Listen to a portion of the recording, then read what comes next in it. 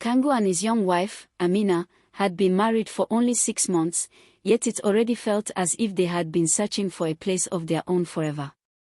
Since their wedding, they had squeezed into the back room of Amina's elder sister's house in Kinshasa, where privacy was a distant dream. Every evening brought quarrels over electricity bills, shared buckets, and who should sweep the compound. Kango, who worked as a junior clerk in a transport office, felt humiliated each time he returned from work to find his clothes folded on the same chair as his nephew's school uniforms. Often, he would mutter to Amina, "A man is not a man until he has his own roof, even if it leaks." So when a friend told him about a 2-bedroom flat available in the Matom district, Kango's heart leapt. He and Amina went there on a hot Saturday afternoon. The building was not new, but it looked solid, with high walls, a large gate, and a neat courtyard where a tailor sat working at her sewing machine. Compared to the chaos of his sister-in-law's home, this place looked like paradise. The landlord, Mozio Kabaya, was a tall, grey-haired man in his late 50s. He wore a faded shirt and carried the heavy face of someone who had seen much sorrow. When he opened the gate, he studied the couple for a long moment before greeting them in French-accented Lingala. "Bonjour. You must be here for the flat." "Yes, Papa," Kango replied eagerly. "We heard you are renting. We would like to see it." Inside, the paint on the walls was fading and some of the floor tiles were cracked, but to Amina, who had spent months cooking in her sister's smoky backyard kitchen, it was beautiful. She ran her hand along the counter and whispered, "At last, we can breathe." But Kabaya's face remained stern. "There are rules here," he said gravely. "No loud parties. No pets. No strangers moving in without my permission." Kango and Amina nodded quickly. "Yes, Papa, we agree." Then Kabaya cleared his throat and added, "And absolutely no babies in this compound." Silence fell. Amina blinked, thinking she had misheard. "Excuse me, Papa, did you say no babies?" "You heard me," Kabaya said coldly. "Couples who want children must look elsewhere. Here, it is forbidden." Kango tried to laugh it off. "Oh, Papa, maybe you mean no noise. We will keep quiet, we promise." But Kabaya shook his head firmly. "No babies. Not today, not tomorrow. If you cannot accept this, the flat is not for you." Amina turned to her husband in disbelief. "Kango, what does he mean? How can anyone forbid children?" The tailor, Mama Solange, whispered from her sewing machine, "That is how he is. He does not like babies. Don't even ask why."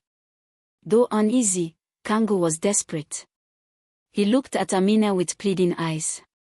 "My wife, please, let's not lose this chance. We need peace. Maybe it's only a small rule. Maybe he just hates noise." Amina whispered sharply, "But what if?" He cut her off gently. "Please. For now, it's only the two of us. Let's take it." Kabaya studied them closely. At last, he pulled out a rent agreement and pointed with his long finger. "Sign here. And remember, no babies." Reluctantly, Kango signed. That night, as they lay on their mattress in their new flat, Amina whispered into the darkness, "Kango, I don't like this rule. A home without children is not a home." Kango pulled her close and murmured, "Don't worry. For now we are safe. When the time comes, no man will stop us from having our own child." For the first few months, life felt almost perfect. Amina loved waking up without her sister banging on the door, loved cooking without choking on smoke, loved stretching on their bed without nephews jumping on it.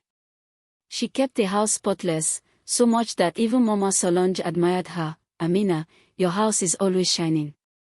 One would think you expect a president." Kango, too, felt like a real man at last. Each evening, when he returned from the transport office, he whistled as he unlocked the gate. "This is my house," he would mutter proudly, though it belonged to Kabaya. To him, providing a roof was the first step to respect. But life has its surprises. One rainy morning, Amina sat on the bed holding her stomach. When Kangu rushed in, worried, she whispered, "Kangu, I think I'm carrying a child." At first he froze. Then his face split into a wide grin. "Amina, a child.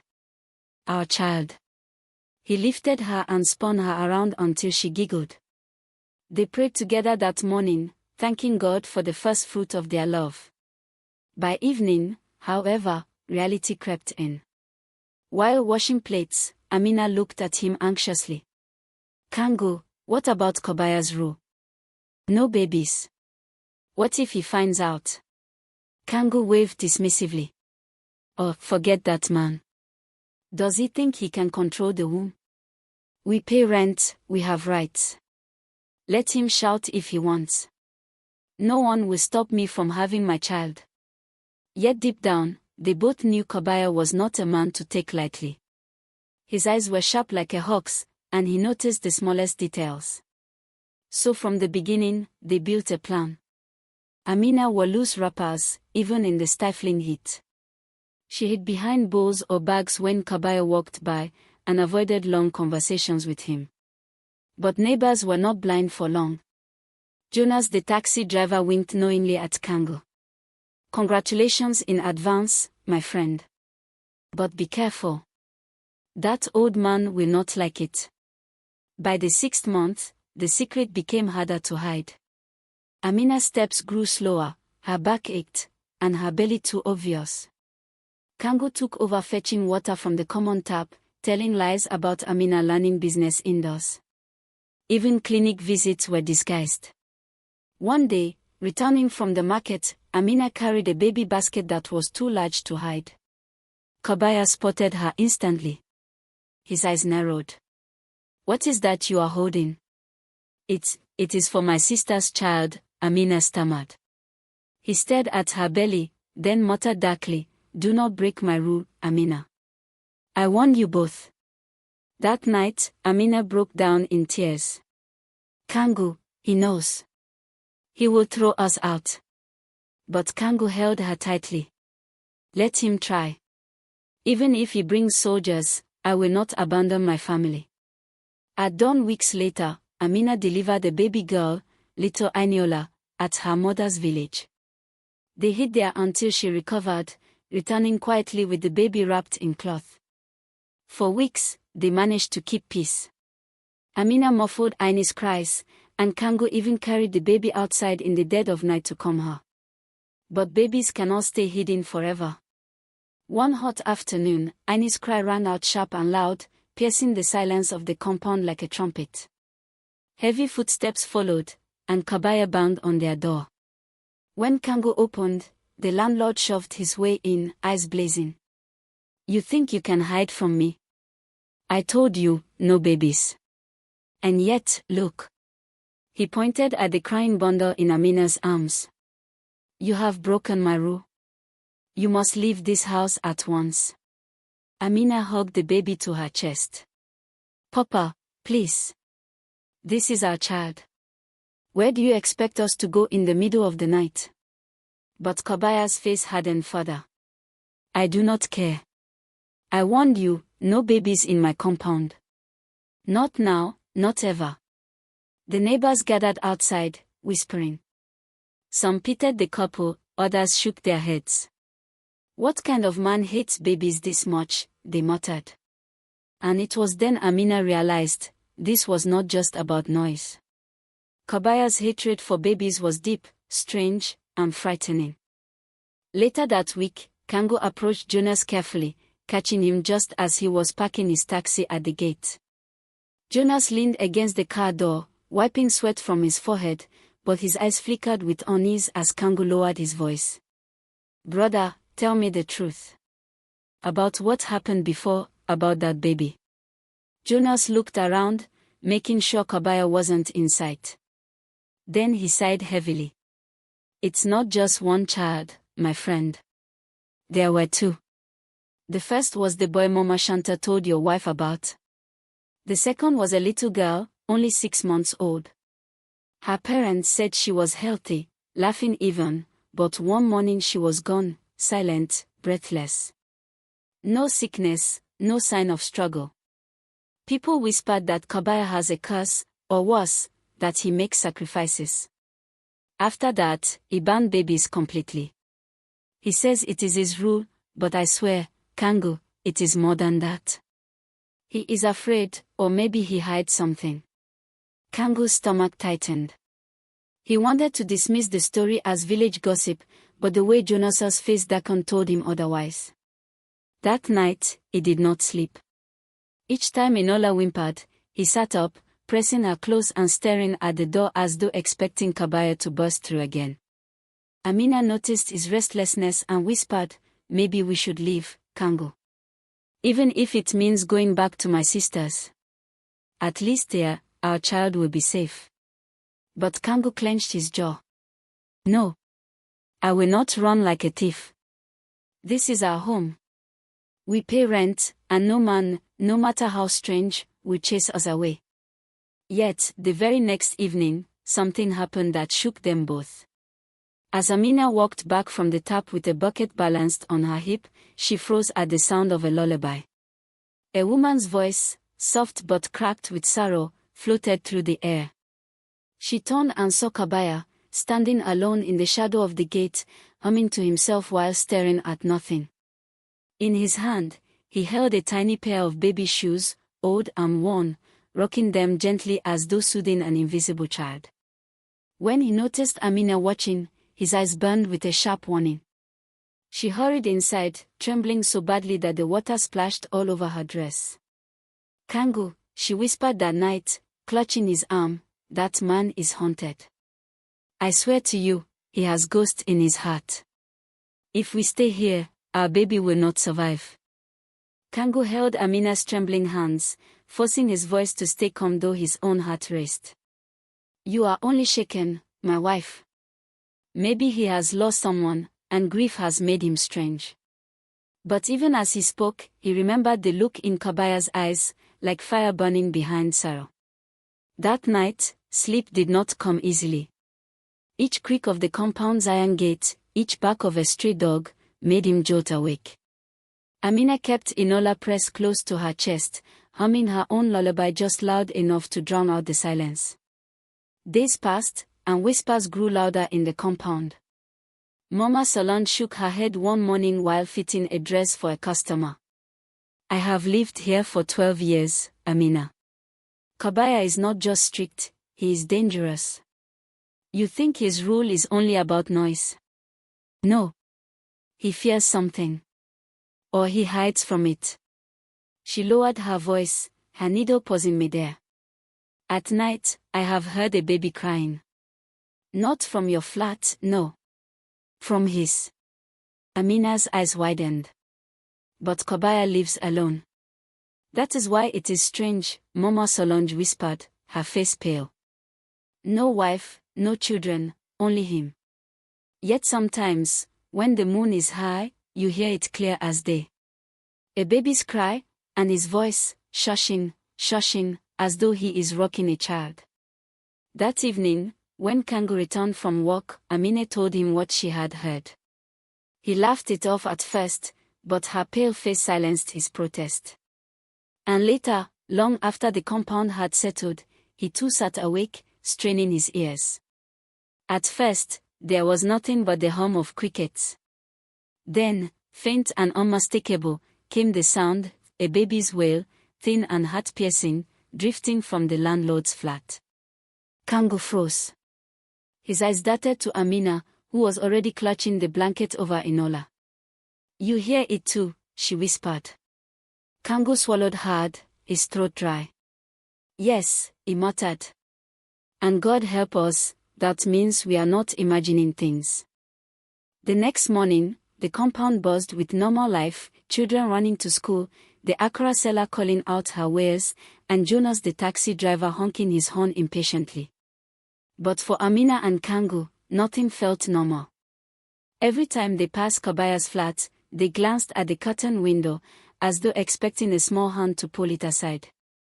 That evening, Jonas cornered Kangu at the gate.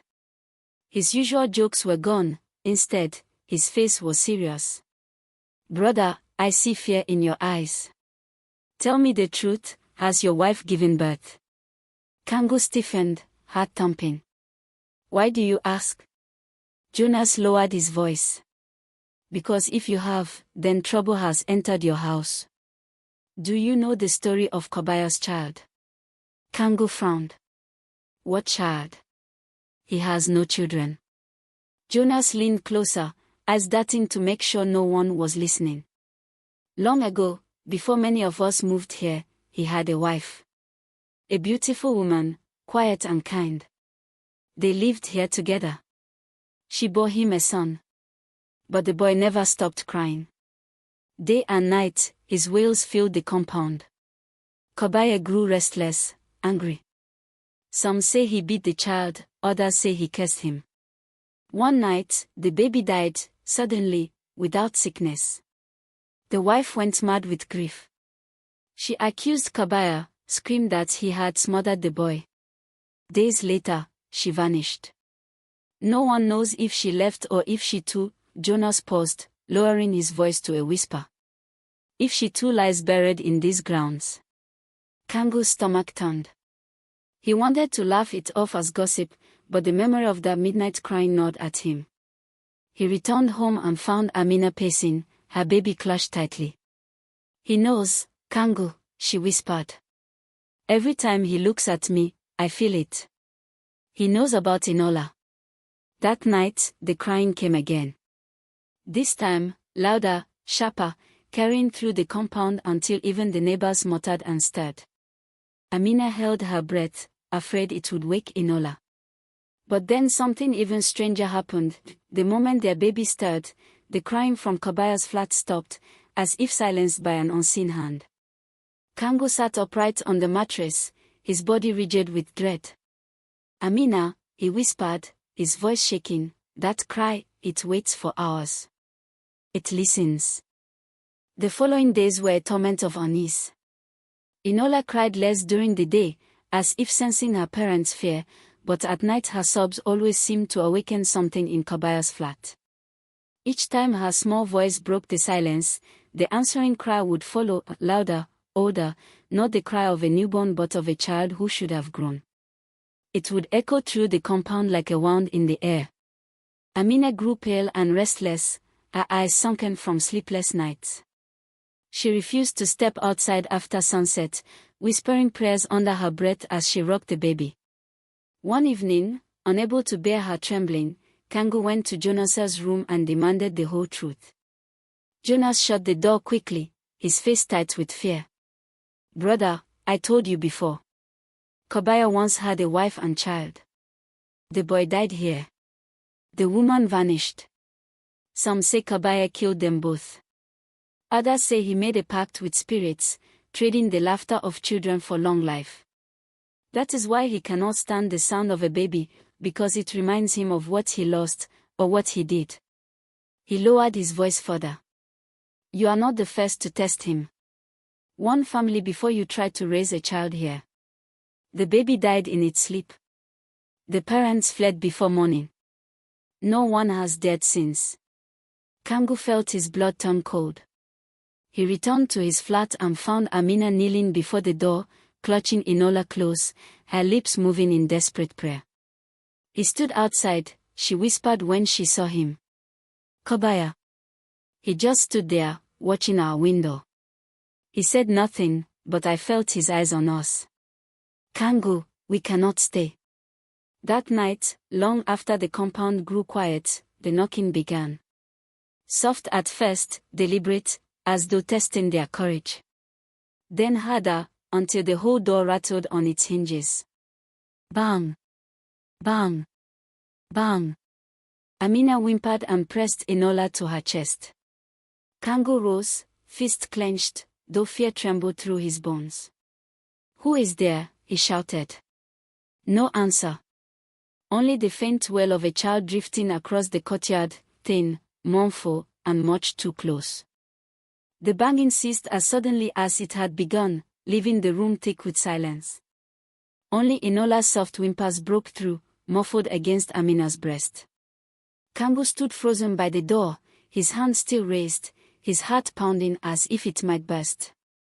Then, just when he thought it was over, a whisper drifted through the wood, low, gravelly, and chilling. "Give me the child."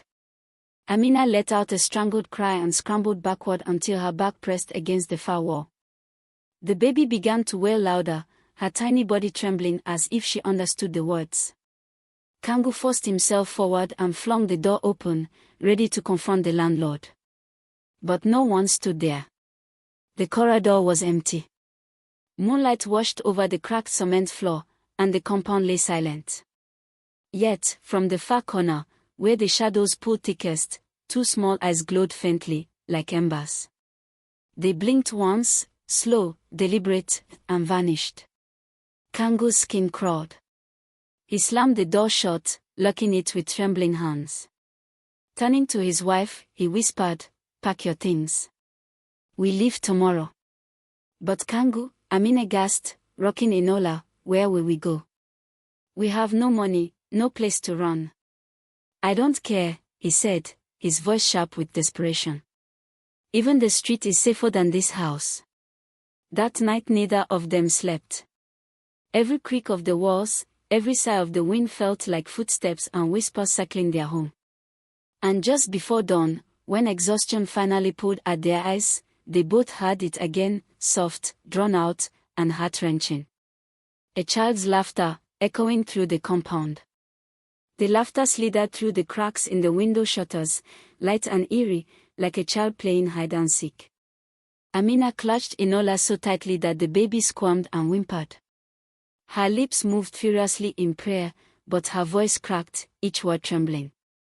Kango rose, his body taut with fear and anger. "Enough," he hissed, though to whom, he wasn't sure.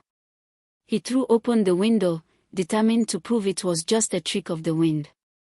What he saw nearly drove him to his knees. In the courtyard below, standing in the pale wash of dawn, was a child. Small, thin, barefoot, his skin grey like ashes.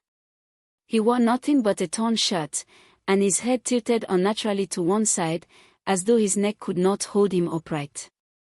The boy stared up at their window with hollow eyes that glowed faintly red. "Kango," Amina's voice cracked into a sob. "You see him too?" Before Kango could answer, the boy lifted a hand and pointed directly at Amina, or rather, at the bundle in her arms. Enola stirred and began crying, as though responding to the gesture. And then a door creaked open across the courtyard. Kobaya stepped out. His tall, gaunt frame was silhouetted against the dim light, his face unreadable. He looked straight at the boy, but he did not scream or chase him. Instead, he nodded once, slow and deliberate, like a man acknowledging an old acquaintance. Then he turned his head toward Kango and Amina's window. His voice carried across the compound, deep and commanding. "You cannot keep what does not belong to you. Leave, or the house will take her." The boy's laughter rang out again, sharper now, and then his form flickered, like smoke caught in the wind, before dissolving completely. Amina wailed softly, rocking Enola. Kango slammed the window shut and dropped heavily into a chair, sweat beading his brow. "What does he mean?" Amina whispered. "What house? What curse is this?" Kango didn't answer. His eyes stayed locked on the door, where Kabaya's shadow lingered long after the man himself had disappeared. The red line of blood kept creeping inward, curling across the floor like a living vein, pulsing faintly as though it carried a heartbeat of its own. Amina pressed herself against the wall, clutching Enola so tightly the child's cries turned into muffled gasps. Kango raised the machete higher, his eyes darting between the door and the oozing blood. Then, without warning, the lantern hanging in the corner flickered violently before extinguishing, plunging the room into complete darkness. The whisper returned, this time louder, multiplied, no longer one child's voice but dozens, overlapping, hissing, and giggling all at once. "She belongs to us, she belongs to us, she belongs to us." The walls groaned as if straining under invisible pressure, and the ceiling cracked with a loud snap, scattering dust onto Kango's shoulders.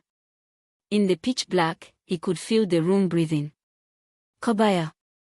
Kango roared, his voice trembling with rage and terror. "Show yourself! Stop hiding behind ghosts." Almost immediately, the voices fell silent. The blood that had been sliding under the door froze in place.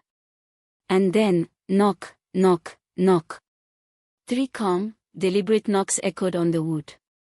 "Kango!" It was Kabaya's voice this time, deep and steady. "Open the door. You've seen enough." Amina shook her head violently, whispering, Don't trust him."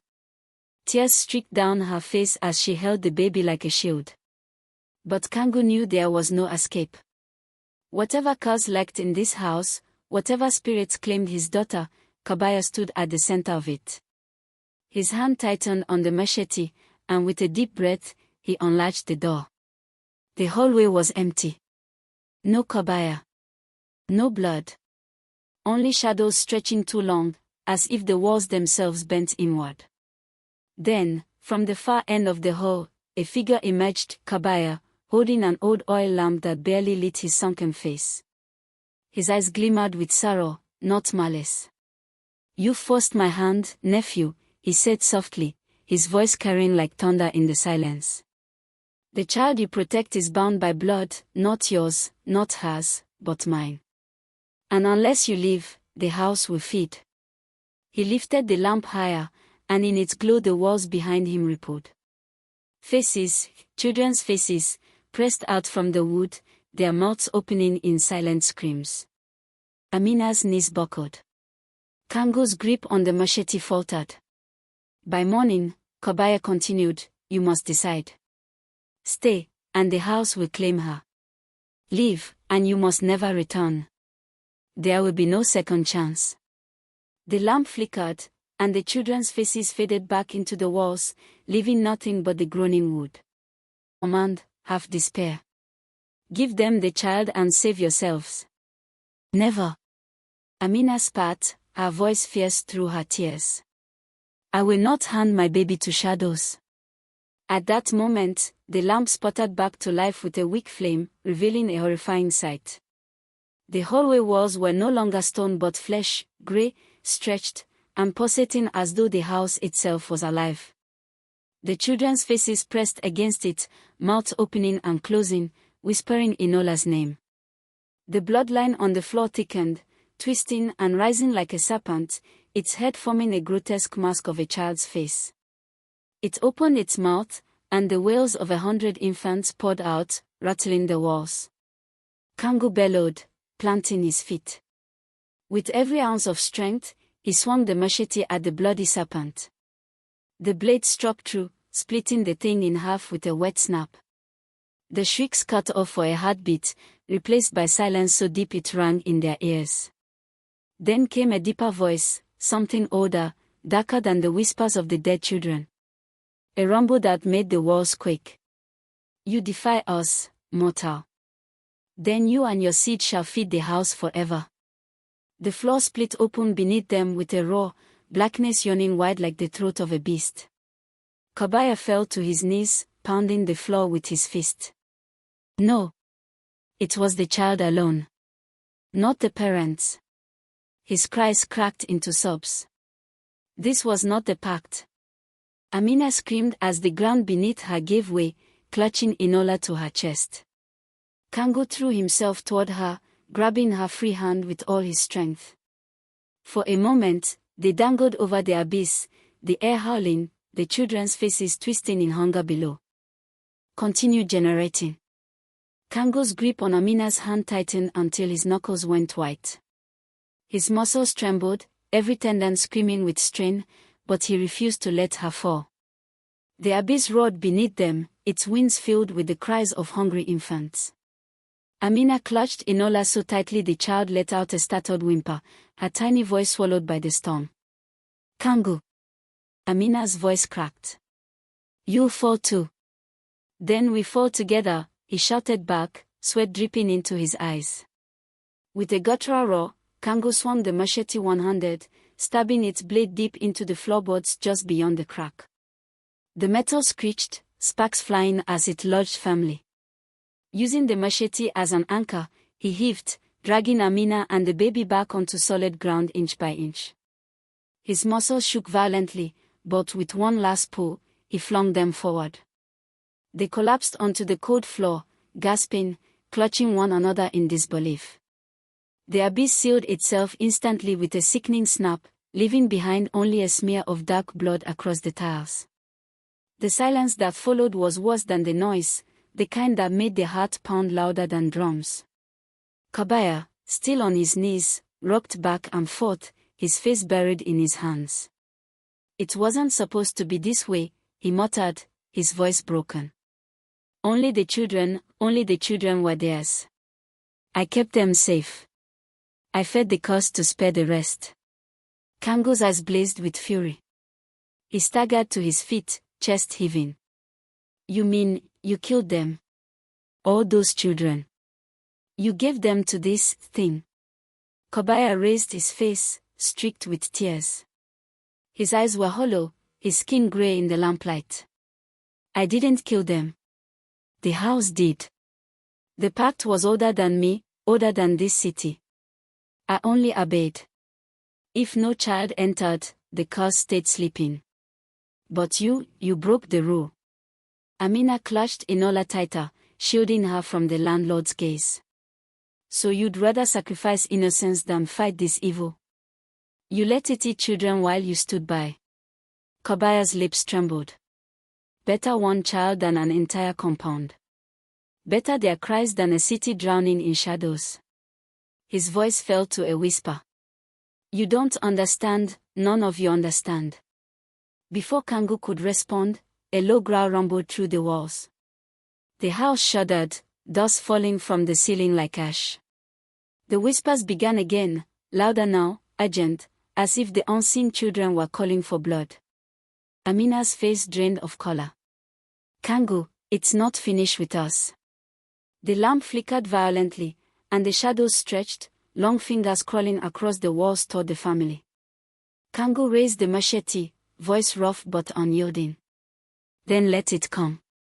If this house wants my child, it will have to take me first." The floorboards creaked like bones snapping. The air turned sour, metallic, stinking of old blood. And from the farthest corner of the corridor, something began to crawl out, slowly, deliberately. It was a figure, hunched, wrapped in shadows. Its body was small, the size of a toddler, but its head was swollen, too large, its eyes empty holes leaking darkness.